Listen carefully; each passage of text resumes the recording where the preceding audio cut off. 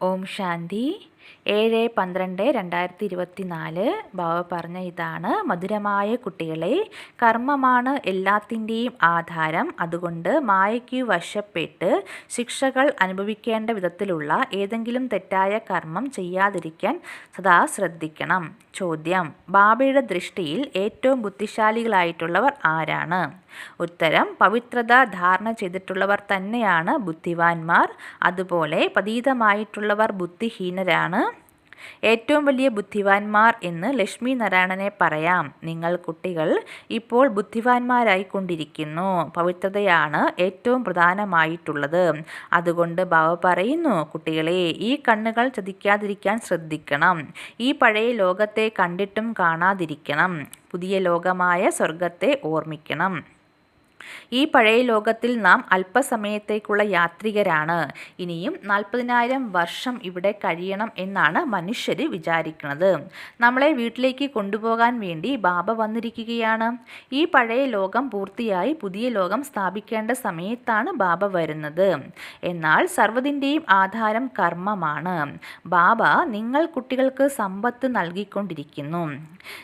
ഭക്തിയുടെ അന്ധകാരത്തിൽപ്പെട്ട് വളരെയധികം കഷ്ടതകൾ അനുഭവിച്ചു.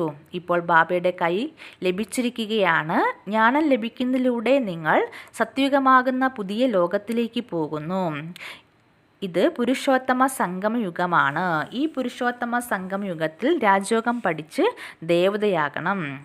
നമ്മൾ ഇപ്പോൾ 84 ജന്മങ്ങളുടെ ചക്രം പൂർത്തിയാക്കി. ശിവ് ബാബ 84 ജന്മങ്ങളുടെ ചക്രത്തിൽ വരുന്നില്ല. മായ വളരെ കടുത്തതാണ്, ആരെയും വിടില്ല. ബാബയ്ക്ക് എല്ലാവരുടെയും കാര്യങ്ങൾ അറിയാം. എന്ത് തെറ്റ് സംഭവിച്ചാലും സത്യസന്ധരായി പറയൂ, മറച്ചു വെക്കരുത്. അല്ല എങ്കിൽ പാപം 100 മടങ്ങായി തീരും. കുട്ടികൾ ബാബയോട് സത്യമായിരിക്കണം. ഇത് രാവണൻ്റെ ലോകമാണ്.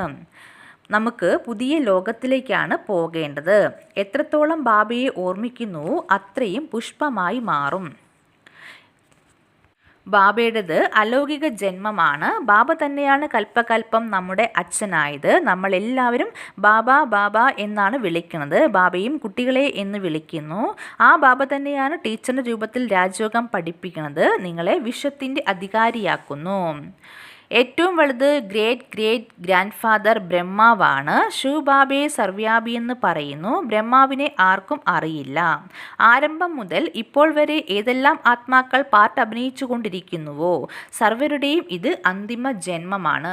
ധാരണയ്ക്കുള്ള പോയിന്റ്: ബാബയോട് സദാ സത്യമായിരിക്കണം. ഇപ്പോൾ എന്തെങ്കിലും തെറ്റ് സംഭവിച്ചാൽ അത് ഒളിപ്പിക്കരുത്. ക്രിമിനൽ ദൃഷ്ടിയാകാതിരിക്കുവാൻ ശ്രദ്ധിക്കണം. അടുത്ത പോയിന്റ്: പരിധിയില്ലാത്ത ബാബ നമ്മളെ പഴുതരിൽ നിന്നും സുന്ദരവും മുള്ളുകളിൽ നിന്നും പുഷ്പങ്ങളുമാക്കിക്കൊണ്ടിരിക്കുകയാണ് എന്ന ശുദ്ധമായ ലഹരി ഉണ്ടായിരിക്കണം. ഇപ്പോൾ നമുക്ക് ബാബയുടെ കൈ ലഭിച്ചിരിക്കുകയാണ്. ബാബയുടെ സഹായത്താൽ നമ്മൾ ഈ വിഷയ വൈതരണി നദി മറുകര കടക്കും. വരദാനം: ശക്തിശാലിയായ ബ്രേക്കിലൂടെ സെക്കൻഡിൽ നെഗറ്റീവിനെ പോസിറ്റീവിലേക്ക് പരിവർത്തനം ചെയ്യുന്ന സ്വപരിവർത്തകരായി ഭവിക്കൂ. നെഗറ്റീവും വ്യർത്ഥവുമായ സങ്കല്പങ്ങളുടെ വേഗത വളരെ ഫാസ്റ്റായിരിക്കും. ഫാസ്റ്റിൽ വരുന്ന സങ്കല്പങ്ങളെ പവർഫുള്ളായ ബ്രേക്കിട്ട് പരിവർത്തനം ചെയ്യാനുള്ള അഭ്യാസം കൊണ്ടുവരണം. പർവ്വതങ്ങളിലേക്ക് പോകുമ്പോൾ ആദ്യം ബ്രേക്കാണ് ചെക്ക് ചെയ്യുക. ഉയർന്ന സ്ഥിതി ഉണ്ടാകുന്നതിനായി സങ്കല്പങ്ങളെ സെക്കൻഡിൽ ബ്രേക്ക് ഇടാനുള്ള അഭ്യാസത്തെ താങ്കൾ ഇപ്പോൾ വർദ്ധിപ്പിക്കണം. തൻ്റെ സങ്കല്പങ്ങളെയും സംസ്കാരങ്ങളെയും ഒരു സെക്കൻഡിൽ നെഗറ്റീവിൽ നിന്നും പോസിറ്റീവിലേക്ക് പരിവർത്തനം ചെയ്യുമ്പോൾ സ്വപരിവർത്തനത്തിലൂടെ വിശ്വപരിവർത്തനം എന്ന കാര്യം സഫലമാകും. സ്ലോഗൻ: ശ്രേഷ്ഠമായ പരിവർത്തന ശക്തിയെ സ്വയത്തിനു വേണ്ടിയും സർവാത്മാക്കൾക്കു വേണ്ടിയും കാര്യങ്ങളിൽ ഉപയോഗിക്കുന്നവർ തന്നെയാണ് സത്യമായ കർമ്മയോഗികൾ. ഓം ശാന്തി.